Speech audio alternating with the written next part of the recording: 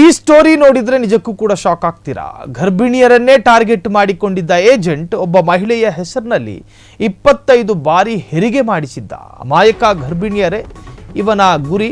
30 ತಿಂಗಳಲ್ಲಿ 25 ಬಾರಿ ಹೆರಿಗೆ ಆಗಿತ್ತಂತೆ. ಸರ್ಕಾರಿ ಯೋಜನೆ ಹೆಸರಿನಲ್ಲಿ ದೋಖಾ 2021-23 ವರ್ಷದ ಅವಧಿಯಲ್ಲಿ 5 ಬಾರಿ ಸಂತಾನಹರಣ ಆಗಿದೆ.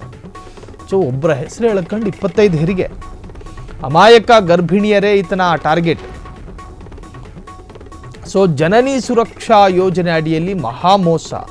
ಈ ಯೋಜನೆಯಿಂದ 45,000 ಪರಿಹಾರ ಸಿಗುತ್ತೆ ಒಂದು ಗರ್ಭಿಣಿ ಹೆಣ್ಣುಮಗಳಿಗೆ. 2021-23 ವರ್ಷದ ಅವಧಿಯಲ್ಲಿ 5 ಬಾರಿ ಸಂತಾನಹರಣ ಆಗಿದೆ.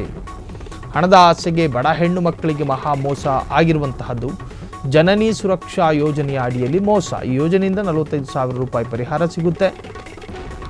ಈ ಘಟನೆ ಯುಪಿಯ ಆಗ್ರಾದಲ್ಲಿ ನಡೆದಿದೆ. ಹಣದ ಆಸೆಗೆ ಬಡ ಹೆಣ್ಣು ಮಕ್ಕಳಿಗೆ ಮಹಾಮೋಸ ಮಾಡಿರುವಂತಹದ್ದು.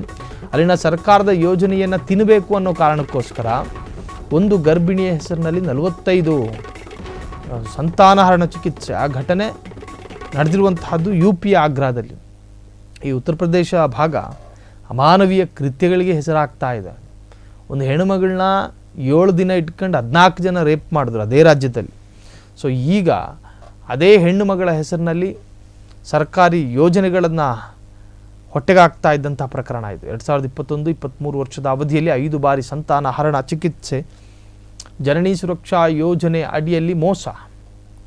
ಸೊ ಈ ಯೋಜನೆಯಿಂದ 45,000 ಪರಿಹಾರ ಸಿಗುತ್ತೆ. ಆ ಪರಿಹಾರಕ್ಕಾಗಿ ಈ ಥರ ಮಿಸ್ಯೂಸ್ ಮಾಡಿಕೊಂಡಿದ್ದಾನೆ. ಹಣದ ಆಸೆಗೆ ಬಡ ಹೆಣ್ಣು ಮಕ್ಕಳಿಗೆ ಮಹಾ ಮೋಸವನ್ನು ಮಾಡಲಾಗಿದೆ ಉತ್ತರ ಪ್ರದೇಶದಲ್ಲಿ.